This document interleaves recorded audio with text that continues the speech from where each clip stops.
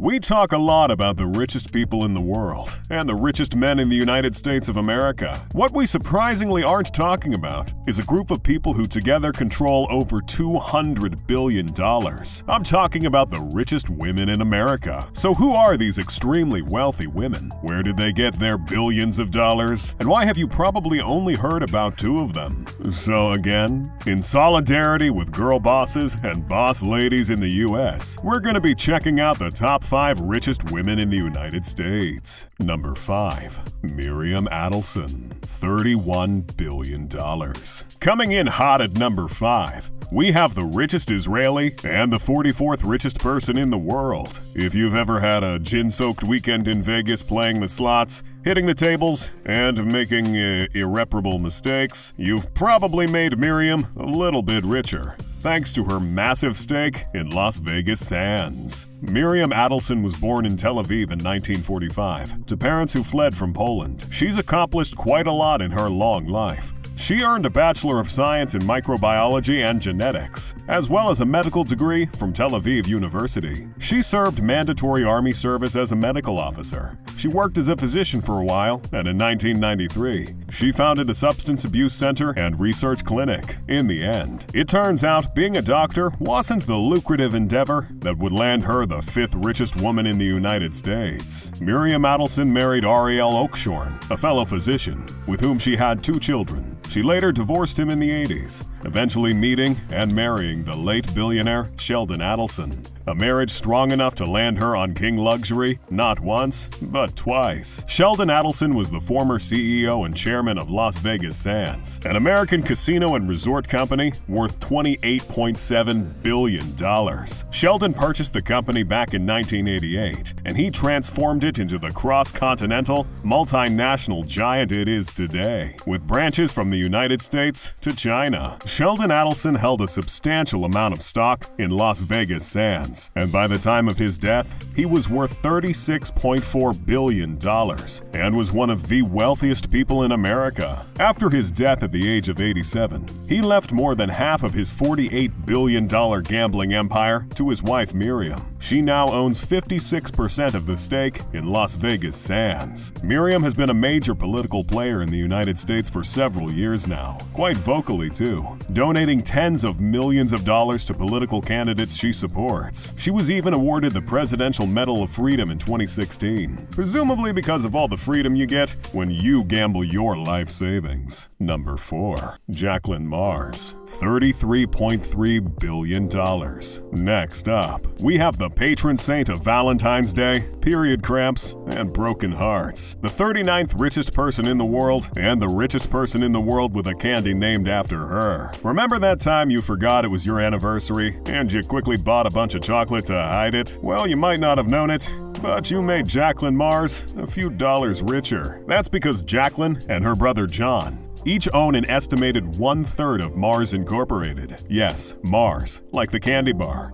Or should I say candy bars? This $40 billion candy company is responsible for some of the most popular chocolates you reflexively buy at the supermarket, like M&M's, Snickers, Twix, Skittles, and of course, Mars. They also make pet food and provide animal care services, presumably for the many dogs that mistakenly eat their chocolates. That, ladies and gentlemen, is called cornering the market. So who exactly is Jacqueline Mars? Well, she's an American investor, heiress of the world's largest candy maker, Mars Incorporated. She was born to the wealthy Mars family in Washington, D.C., and received a prestigious education, attending one of the first girls' boarding schools in New England, Miss Hall's School in Pittsfield, after which she attended Bryn Mawr College, where she graduated with a degree in anthropology. She eventually joined the Mars Company, founded by her grandfather, Frank C. Mars, in 1911. Jacqueline worked for the company for nearly 20 years as a food group president until 2001, after which she was on the board till 2016. Under her supervision, Mars has covered pretty much every aisle of edibles in the supermarket with its wide range of popular products. Mars was responsible for Combo's crackers, Dolmio pasta sauce, or Orbit gum, Uncle Ben's rice, and stuff humans probably shouldn't eat, like pedigree pet food. Did I mention that Mars Inc. also trained horses for the Olympics? That one might have solely been Jacqueline's idea, though. She loves horses, occasionally appears at equestrian events, and donates money to the U.S. Equestrian Team Foundation's Jacqueline B. Mars Competition and Training Grant, which helps train horse riders. Jacqueline has been married twice. Her first marriage resulted in the birth of their 3 children: Alexandra Badger, Stephen Badger, and Krista Badger. Personally, I don't know how she resists the urge to open a giant chocolate factory and hide golden tickets. Number 3. Julia Koch, $53 billion.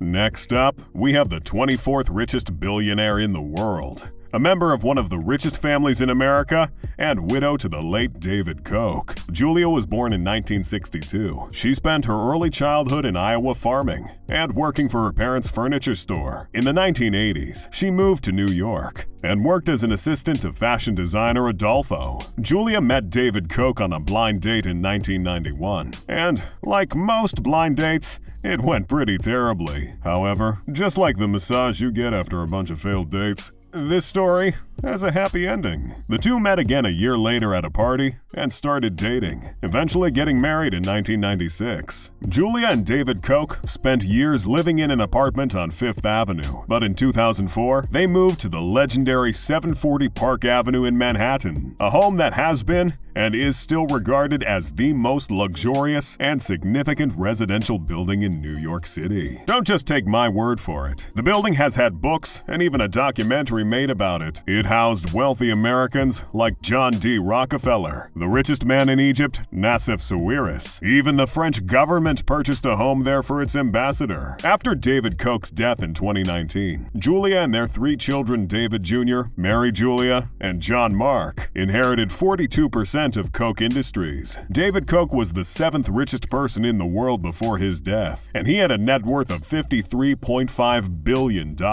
As a result of this, Julia was catapulted onto the list of the top 10 richest women in the world. She currently sits on the board of directors of Koch Industries, America's 2nd largest company by revenue, and 6th largest in the entire world, raking in a yearly revenue of $115 billion. Koch Industries doesn't get all that money by just drilling oil either. They've acquired so many companies and subsidiaries, they pretty much do everything now. With acquisitions like the $22.5 billion purchase of Georgia Pacific, one of the world's largest manufacturers and distributors of paper, providing products under popular names like Brawny and Vanity Fair, and purchasing Molex electrical components manufacturer for $7.5 billion. Julia is set to climb the list of richest people in the world pretty quickly. She isn't all business though. Julia is currently president of the David H. Koch Foundation, a charitable foundation that has given nearly $200 million to support diverse causes nationwide, including science and medical research, education, the arts, and more. Number 2. Mackenzie Scott, $62.2 billion. Next, we have the 28th richest billionaire in the world, Mackenzie Scott, formerly Mackenzie Bezos. In case you were wondering where you've seen that face before. Mackenzie might be popular for her marriage to the formerly richest person in the world, Jeff Bezos, or more likely, her divorce from him. But she has lived a rather interesting life. She was born in California in 1970 and was stung by the writing bug at a very young age. She claims to have started writing seriously from age 6, the same age you were still learning not to write on your own face. Mackenzie doesn't just post raunchy fanfics on the internet either. She's an honest-to-goodness novelist. She wrote her debut novel, The Testing of Luther Albright, in 2005, and it won her an American Book Award, and she published a second novel back in 2013. Mackenzie was all set for a career in literature after earning her bachelor's degree in English at Princeton University, where she studied under Nobel laureate Toni Morrison. However, she ended up making her billions in a slightly different way. In 1993,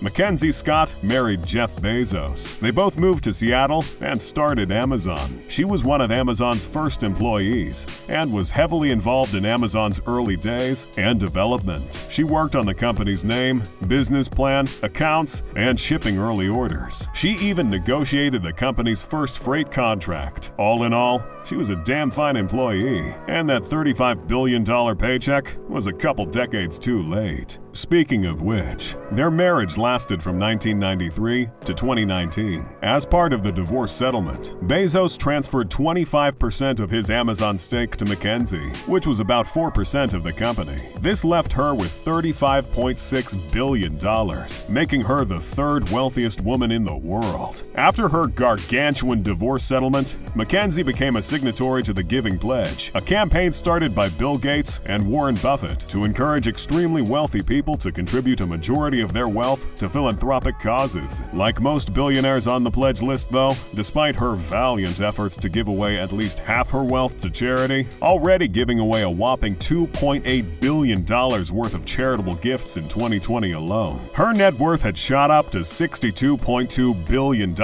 by the end of 2021. Number 1. Alice Walton, $66.4 billion.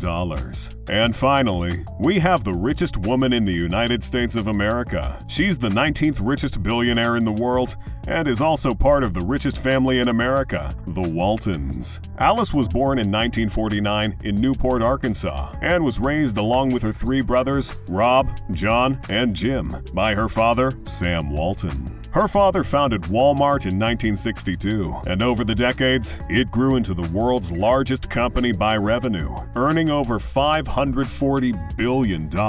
As you can imagine, being the heiress to the founder of Walmart can be quite lucrative. In fact, the entire Walton family is worth a pretty penny. $169.7 billion worth of pretty pennies to be exact. Turns out, Walmart is more than just great deals and funny memes. It has a net worth larger than the GDP of quite a few countries. There are approximately 10,500 Walmart stores in 27 countries worldwide, and it employs about 2.2 million people and serves approximately 220 million customers every week. And a large amount of that shopping empire is owned and controlled by Alice Walton. Throughout her life, Alice has refused the allure of working for Walmart like her brothers, instead choosing to pursue her passions. She has worked as an equity analyst, money manager, and broker at multiple reputable financial institutions. She founded an investment bank where she was the president, chairwoman, and CEO. #girlboss. In the late 90s, her company closed down, and like something out of a soap opera, she moved to a ranch in Texas and started raising horses, presumably